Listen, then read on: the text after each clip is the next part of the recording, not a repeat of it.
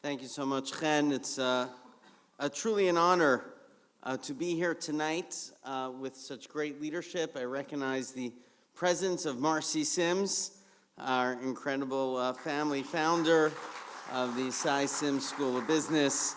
Everyone here who are partnering with us in what is an important gathering that refuses to accept the world as it is and asks instead what it can become. Tonight, we stand in the shadow of memory. On Yom HaShoah, we remember 6 million Jews, lives of infinite dignity extinguished by a hatred that sought to erase truth itself. The Holocaust was far beyond a simple display of violence. It was an assault on reality, on the very idea of every human being created in the image of God. And if we listen carefully, we will hear the echoes of that distortion have not disappeared, but they have adapted. They have moved from propaganda to platforms. Today, anti-Semitism and hatred more broadly spreads at the speed of technology, where disinformation travels faster than truth, lies are amplified, and reality is blurred. But so does something else, and that's why we're here, which is the capacity to respond. Because if technology can spread darkness, it could also spread light. And that's why this moment and this room matters so deeply. More than coding products, you are shaping what people see, what they believe, and how they understand one another. And that is a sacred responsibility. At Yeshiva University, it's exactly what we strive to do, to bring together timeless values and modern innovation to ensure that knowledge is purposeful, to form leaders who take responsibility for the world as it should be. Our tradition teaches that every human being is created b'tselem Elokim, in the image of God, and to deny that image, to reduce a person to a caricature or a conspiracy, is a moral failure. And so the question is larger than how we fight hate. It's how we build a world where hate has no place to grow.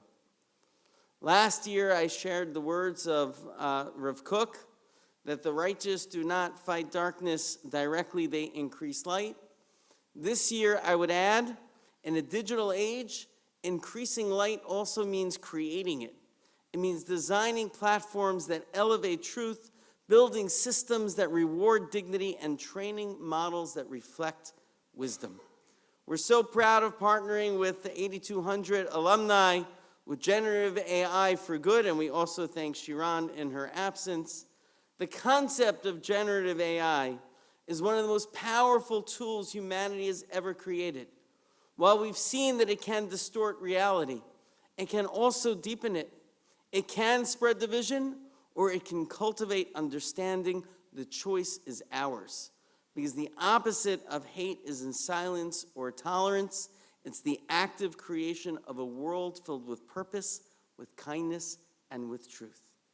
On Yom HaShoah, we remember what happens when the world turns away, when hatred is left unchecked, but we also remember something else, that from the deepest darkness, we rebuild. And that is our charge. We're here not just to remember a world that was destroyed, we're here to build a world that must be.